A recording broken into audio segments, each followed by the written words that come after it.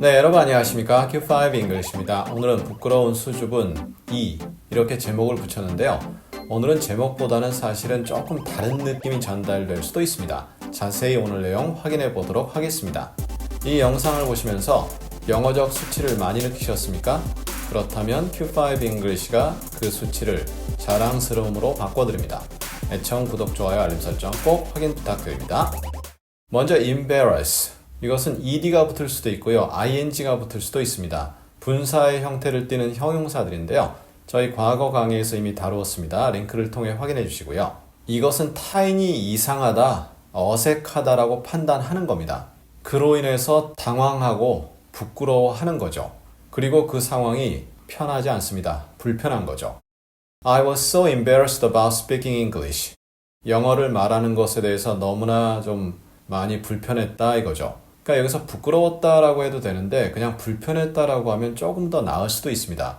실제로 제가 과거 대중교통 타고 어디 이동하다가 외국인에게 전화가 왔는데 큰 소리로 이야기도 못하고 해서 I'll call you back 이런 식으로 해서 나중에 전화 따로 한 적이 있었거든요. 그때는 좀 과거라서 영어를 하는 것이 조금 편하지 않은 상황이었습니다. 그랬을 때 타인의 눈이 저를 embarrass하게 만든 거죠. 이럴 때 영어를 구사하다 말고 예를 들어서 I was so embarrassed about kimchi stuck between my teeth. 나의 치아 사이에 낀 김치 때문에 많이 부끄러웠다. 이럴 때 치아 사이, 그러니까 복수죠. 치아와 치아 사이에 낀 김치 이런 식으로 명사가 구체적으로 와도 되겠죠. I made a most embarrassing mistake at work. 이번엔 ing으로 갔죠. 그러니까 나를 부끄럽게 하는 그런 내용인데요. 나는 일하는 데서 가장 부끄러운 실수를 했다. make a mistake죠. 실수를 하다인데 가장 부끄러운 실수. 그러니까 타인들이 굉장히 불편해하고 많이 어색하다고 느끼는 그러한 일을 한 거죠. 어떠한 내용인지는 앞뒤가 있어야 되겠죠.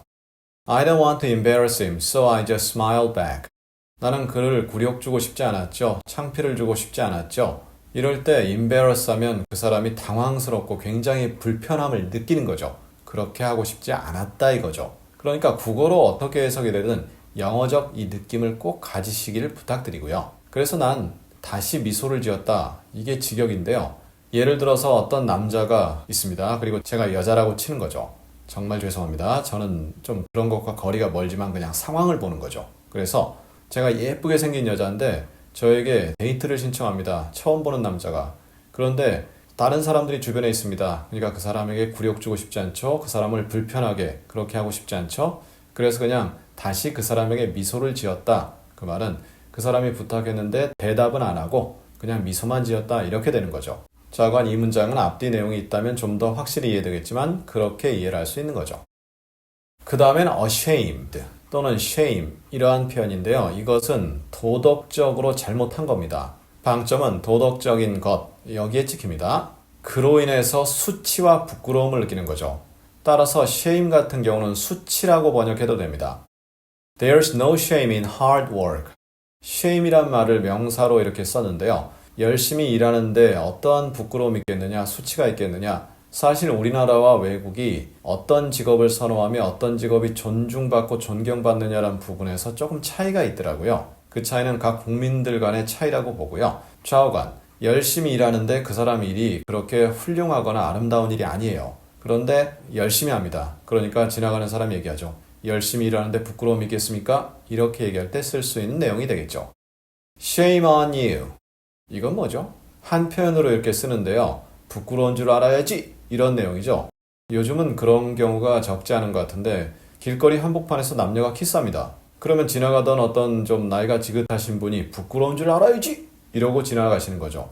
도덕적으로 옳지 않다라는 내용이 되겠죠. 한 예를 들었습니다. 혹시라도 그런 경우가 있다라고 하면 아 그런 상황이구나 이렇게 연상하시면 좋습니다. 거기에 발끈하지 마시고요. I felt ashamed after watching the video.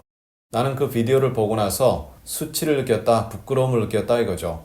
아마 제가 촬영이 되었는데 그 영상 내에서 저의 행위가 당당하고 떳떳하지 못한 모양이죠. 도덕적으로 문제가 있는 모양이죠. 그것을 보고서 수치를 느꼈다 이렇게 되죠. 그리고 ashamed 이런 식으로 어가 붙게 되면 명사 앞에 오는 경우가 거의 불가능합니다.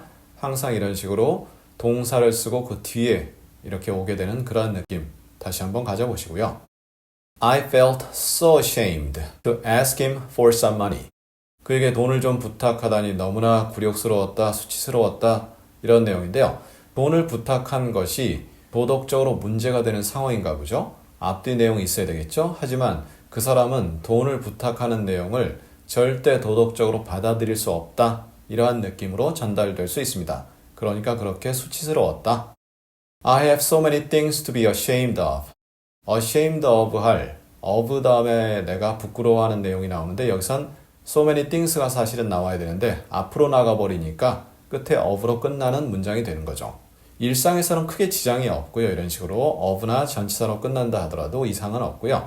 공식적인 표현 혹은 글에서는 조금 어색할 수는 있습니다만 요즘은 그냥 일반적으로 다 받아들이는 추세입니다. 나 부끄러운 일 너무나 많이 있다. 사실 뭐 나라고 이렇게 주어를 달았지만 we라고 해도 크게 지장 없고요. you라고 해도 지장 없죠.